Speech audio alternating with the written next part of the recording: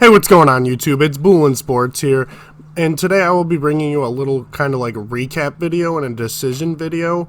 Obviously on the screen we have Michigan's 2020 collegiate football schedule, and then we will also be flipping over to the Detroit Lions collegiate schedule because I'm actually going to ask you as the viewers, which team should I buy season tickets for if there are fans in the stadiums for this upcoming 2020 season. Like I said, I just want to go over a little bit of a recap real quick. Obviously I haven't posted in a while. I've been enjoying the great outdoors, doing some fishing, playing some volleyball, and I will have some live content of volleyball and basketball coming in the near future. Hopefully sometime this week, and then I will also be starting a face cam sometime in the near future. I just got a GoPro, so that's how I'm able to record the live sports and hopefully the face cam. I also got BooLin Sports t-shirts in, which I will be distributing to you guys as the viewers. I've already distributed some. They came out very nice, and I will attach a photo right here, show you guys what they came out to be looking like. I would like to give a huge shout out to Tom Tolliver for helping me out in designing and producing this product for fans like you guys. And basically, I just want to say this is going to be a growing channel, hopefully. I appreciate all the support I'm getting and all the shout-outs and everything that I'm getting across multiple media platforms. I greatly appreciate it.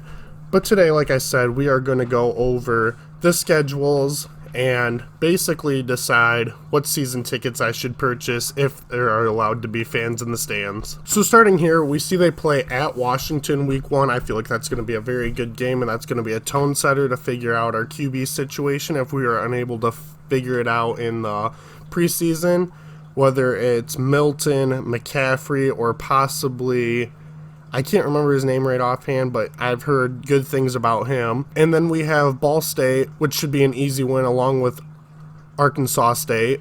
Those should both be very good games before we get into the Big Ten, where we start off against Wisconsin, which is actually going to be a maze out, and that should be a very intense game. I don't know a lot about collegiate football besides Michigan, but I think Wisconsin's still going to be a very tough competitive team.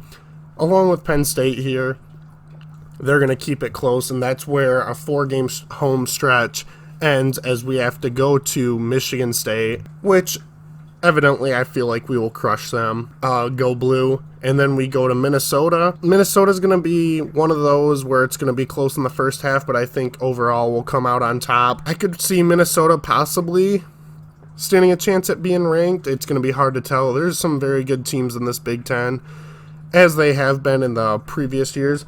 And then we are returning home for the homecoming game versus Purdue. I feel like we should win this game. Over the past couple years, I don't think Purdue's had huge standout players. They are still about a 500 team. And then we have Maryland, who actually had a very hot start to the season and then kind of fell off. As a military appreciation game, I feel like that will be a very good game, high scoring probably. Then we go to Rutgers. It's Rutgers. We're not too worried. Then for our final game, we return to Indiana. Like I said, Big Ten's kind of tough. I've been hearing a lot of good things about Indiana this possible season, so I guess we'll see what happens. And then we finish out the season at Ohio State. I might regardless go to that game. That's going to be a huge game. I know tickets are going to be expensive, probably half the price of my season tickets, but overall, it's going to be one of those big rivalry games, and it's going to be Harbaugh's year to show that he can beat Ohio State. So now we are back here in some familiar territory with the Detroit Lions. Obviously, I know a lot more about the NFL than I do the collegiate level, but either way, it comes down to what team will I basically see more wins from. I think we could see more wins than we did see last season out of Detroit, but I think Michigan's easily a 9-win guaranteed season every year for the past couple years. So it kind of comes down to that and what my value is going to be. I obviously would love to get both, but I don't know if it's going to be feasible. And especially with the fans in the stands, that's still going to be tough. Maybe this could be a thing where I could save up and have both for next season if they're not going to allow fans. So we're just going to skip over the preseason games. preseason games we're going to be able to see are the Jets and the Bills. I really am looking forward to that Bills game. I might just go just because tickets will probably be cheap, and I love Josh Allen. And as a matter of fact, it's kind of funny because coming out of the draft, I was one of the biggest against Josh Allen. I didn't think Josh Allen was going to be a bad quarterback, but I just didn't think he was going to be the quarterback he is now and what he's known for, and I absolutely love him as a fantasy option and as a quarterback in general, and I hope to see huge games out of him. He probably won't play a lot in that Buffalo Bills Week 4 game, but you know what, just seeing him in the stands, that would be nice. So we're going to start here in the regular season. So we start out Week 1 at home against the Chicago Bears. I think that could be a very winnable game just because the uncertainty in quarterback right now for the Chicago Bears. They did get Nick Foles on a restructured contract. We don't know if he'll be the Week 1 starter or if it'll be Mitchell Trubisky, so it'll be a nice battle to see in the preseason. I think we start off 1-0. The Green Bay Packers at Green Bay. We've been doing fairly well at Green Bay. However, Green Bay is a very good team. They didn't really lose much, but they also didn't really gain much, and they didn't really need to. They just needed to retain some players. I could see a 1-1 start. And then we traveled to Arizona, and Arizona, once again, we had a huge, I think it was 24-7 lead, and we ended up ending the game in the tie. Detroit fans were so happy to see how it started, and then it slowly just crumbled.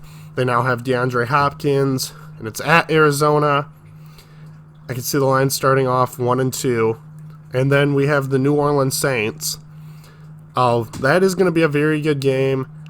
I would love to see this game, especially Drew Brees. I think this could be Drew Brees' last season, as I highlighted in one of my previous videos. If you want to check that out, that was where my way too early predictions on who I think is going to win the Super Bowl and all that kind of stuff. Which reminds me, I will be coming out with the Rookie of the Year, Offensive, Defensive Player of the Year, Comeback Players, all that stuff on my way too early predictions in an upcoming video. I have not forgot about that. And then, of course, we have an early bye, which sucks. But then we are at Jacksonville. That is a very winnable game.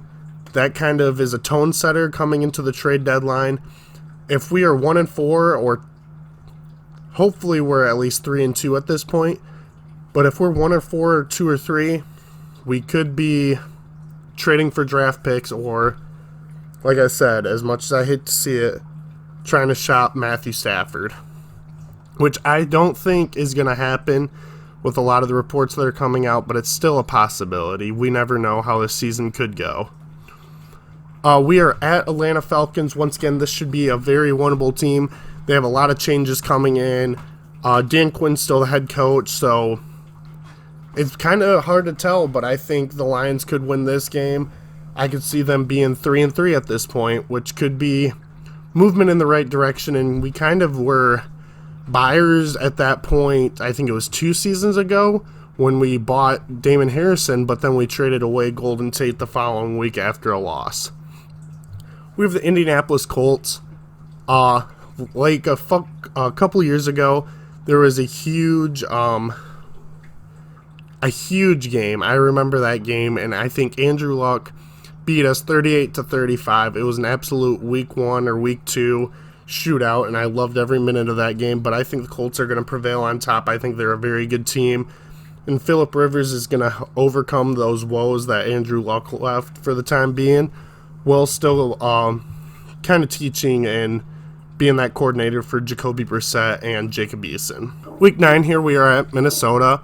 My only question mark for this game is if Dalvin Cook holds out and the rookie out of Boise State, Alexander Madison, takes over. I think Madison's still going to be a very good back. However, I've been seeing a lot of things where they think the Vikings are going to take a step back this season, and I don't necessarily see that. I mean, they lost a lot on their defense, but they were also able to replace it. I think it's just going to be if they have the time to work together, and it's Week 9, they'll have minimum 2 months of working with each other. So I think Minnesota could win this game, but it could also be a very close one. Lions could be 4-4 or 3-5 at this point. The Redskins. We gave Dwayne Haskins his first win as a quarterback in Washington last season, and that did not set well with me. I was very upset watching that game. I do not want that to happen. I want to beat the Redskins. I like what they're doing with Ron Rivera and their draft picks and everything, but the Redskins should be a very winnable game. Just like the next team here, Carolina. I mean, they could be a dark horse drafting all defensive players and going after the offense in the offseason, but I just see us being able to win this game. I think it's very feasible. We could be 5-5, 6-4 at this point. And we come to the Houston Texans here. Houston, we play them on Thanksgiving. Lions always play on Thanksgiving. They always have my hopes high. Houston is a very good team still.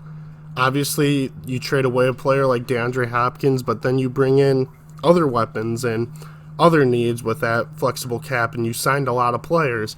I think Houston could be a very good team and a very underrated, slept-on team, and I might have slept on them too much in my way too early predictions. At Chicago, now that their team's had time, it's at Soldier Field. I don't know if we win this one. This one's going to be tough. Division opponents, early December. Guess we're just going to have to wait and see how the season unfolds. And then we have the Green Bay Packers coming in. This is definitely a game I want to see. Week 14, playoffs still on the line for a whole lot of teams. This could be a tone setter for the Lions because they have the Titans, Tampa Bay, and Minnesota. All three games that could be winnable, but could also be losing. So I feel like if we beat Green Bay here, we could at least win 2 of these 3 final games here. So I feel like that's the tone setter game. Then we are at Tennessee, who had that miraculous playoff run last season. You know what? More power to them. I love Tennessee. Ryan Tannehill, Derrick Henry. They did trade away a lot of players, but they also did trade in a lot of players.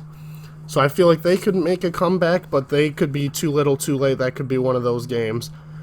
We have Week 16 against Tampa Bay. I don't know why these games are because college football will be over, so this could be a Saturday or a Sunday game, depending.